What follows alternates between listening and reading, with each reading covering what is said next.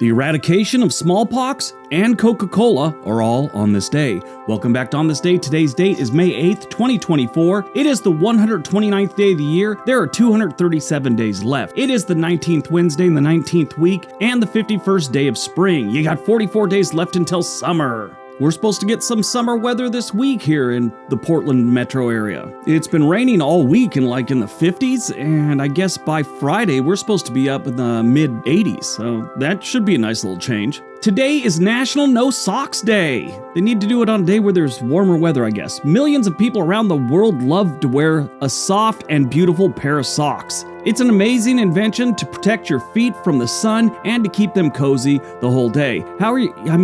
Are you barefoot? Who wears socks outside in the sun?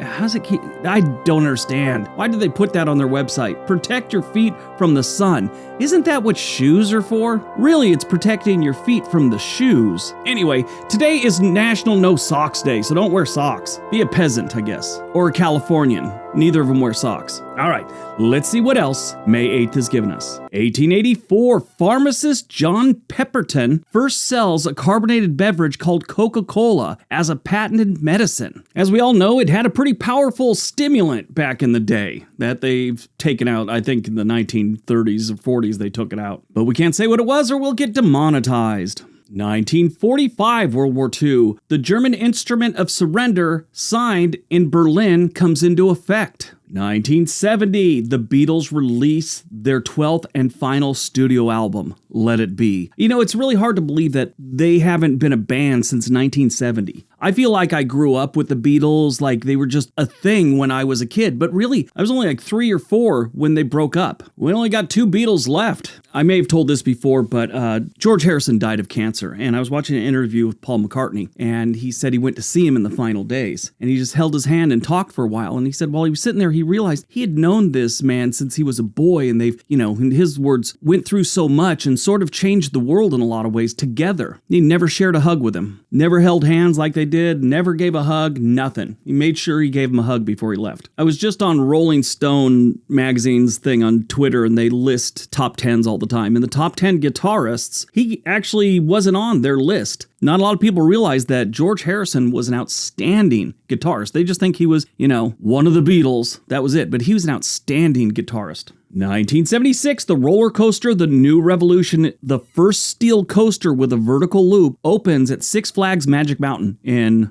California. I've been on that thing too many times to remember. I grew up about an hour away from Magic Mountain. That is the best amusement park to go to if you're into roller coasters, at least on the West Coast. I know Cedar Point gives them a run for their money. Smallpox was a horrific disease that plagued humanity for centuries. Think giant itchy blisters all over your body. It's like zero fun at all. I get a blister on my foot and I fall apart. I can't imagine having them all over my body. So people are getting these itchy blisters all over their body, people are dying, but then Edward Jenner comes along with a genius idea. Vaccination. It was like training your body to recognize a fake enemy so it could crush the real one when it shows up. Vaccination spread slowly at first, but as more and more people got it, smallpox had fewer and fewer victims to torment. The World Health Organization saw a chance to finish things off and launched a massive eradication campaign in the 1960s. It wasn't easy, but by 1980, smallpox was officially evicted from the earth. We'll take a win for the humans. So the next time you get vaccinated, remember the epic smackdown of smallpox. It's proof that science and teamwork can conquer even the nastiest diseases. Now, if we could just eradicate AI videos from YouTube, we'll be doing better. 1984, the USSR announces a boycott on the Summer Olympics at Los Angeles, later joined by 14 other Soviet-aligned countries. Those countries were Afghanistan, Angola, Bulgaria, Cuba, Czechoslovakia, East Germany, Ethiopia, Hungary, Laos, Mongolia, almost called it Magnolia, Mongolia, North Korea, Poland, the Soviet Union, obviously, South Yemen, and Vietnam. There were a couple other countries that boycotted for other reasons, not to do with what the Soviets had going on. They just cited political reasons. The Soviet one was in retaliation for the U.S. boycotting the Moscow Olympics in 1980. But the other countries were Albania, Iran, Libya, and Upper Volta, which later became Burkina Faso. Now, Iran and Albania boycotted both the 1980 and the 1984 Summer Olympics.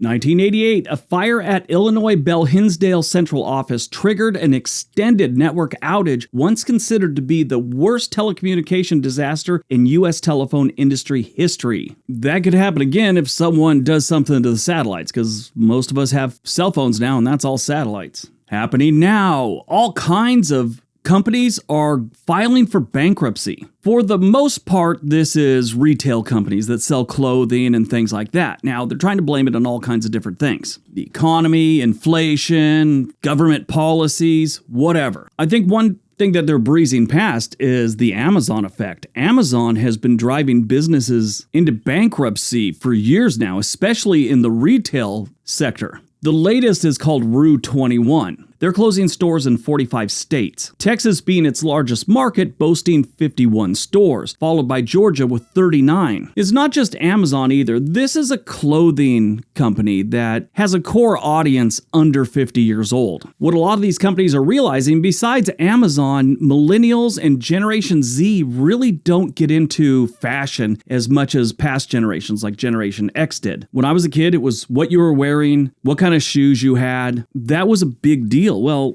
they don't see it that way anymore. No one wants to pay $200 for a pair of jeans anymore. Sell a printed t-shirt for $35 when you can get just a blank one on Amazon for $12. Their mindset isn't like past generations. Companies like Gap, Banana Republic, which are owned by the Gap Corporation, are seeing a lot of their sales are going to Old Navy, which is also one of their brands. It just sells things a lot cheaper. The clothing isn't that good, but it's definitely cheaper. It's not just them. It's all kinds of different clothing manufacturers. A lot of the companies also are taking a hit because when the pandemic came around, it kind of shifted how sales go, and more people got comfortable with buying things online. So the brick and mortar stores are dying. I mean, they've been dying for years. It's just if that's your main focus these days, you're making a mistake. Nike right now looks like they want to get out of stores and just do it all online. Movies released on May 8th, 2002, about a boy. A single, childless man starts picking up on women at single-parent meetings. Needing a cover for a story because he doesn't have a child, he meets a boy willing to pose as his son. This kid is like a latchkey kid. His mom works 2 jobs and lets himself in after school. She doesn't see him till like 9 o'clock at night, so he just hangs out with this man and goes to these meetings. Nothing weird's going on between him and the man. They're actually build a nice little bond. It's a cute movie. It starred Hugh Grant as the single man and Nicholas Hoult as the young boy. Nicholas Holt's 34 now, but when this movie's made, he's like 12.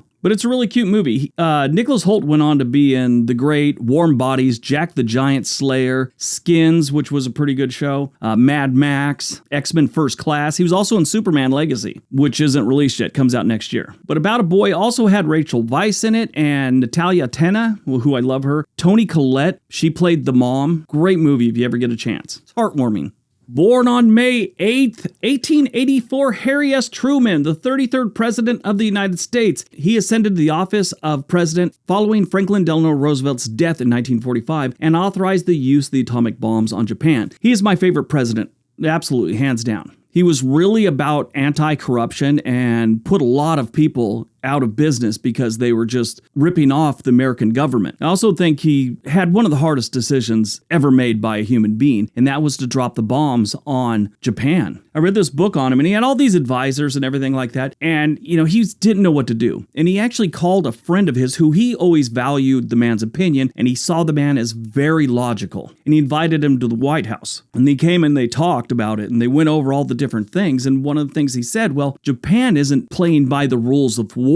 Why should the United States? Because, Japan was doing horrible things to prisoners. The worst kind of things you could think about doing to human beings in war, Japan was doing them. And then the numbers that they were giving them, how many U.S. soldiers and how many civilians would die if they had to invade Japan. And the fact that Japan was set to fight to the last person. It's in their mentality. They wouldn't give up. He decided to give this a shot and save some lives. Even though it sounds horrible, he dropped 2 bombs on 2 cities that destroyed the cities. He may have saved some lives. A lot of lives.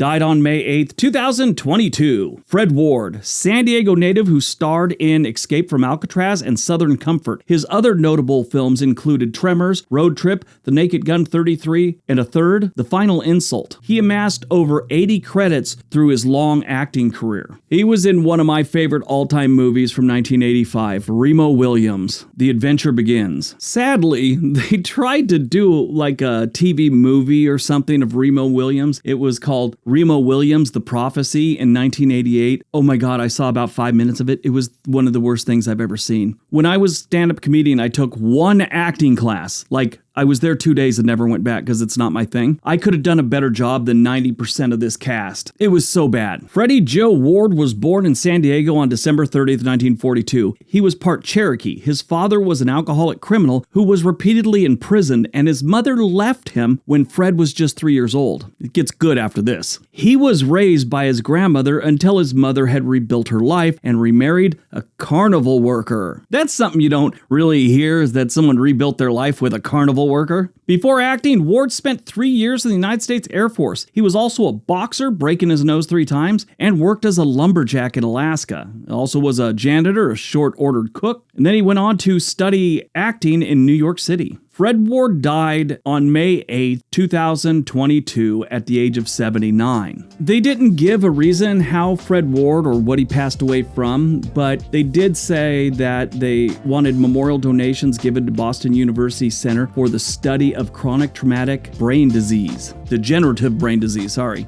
He was also in The Right Stuff, I forgot about that. Good movie. All right, that's today's video. Hope you guys enjoyed it. Hope you got some information out of it. Now go out, have a great day, be nice to each other.